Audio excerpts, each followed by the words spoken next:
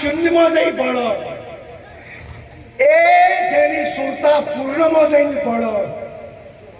શૂન્યમાં ને પૂર્ણમાં જમીન આસમાનનો ભેદ છે શૂન્ય છે ને ખાલી પોછ અને પૂર્ણ છે ને એ તો પરમ તત્વ છે સાહેબ પૂર્ણ છે ને એ પ્રેમ તત્વ છે પૂર્ણ છે એ સત્ય સ્વરૂપ છે અને પૂર્ણ એ ચિત્તઘન સ્વરૂપ છે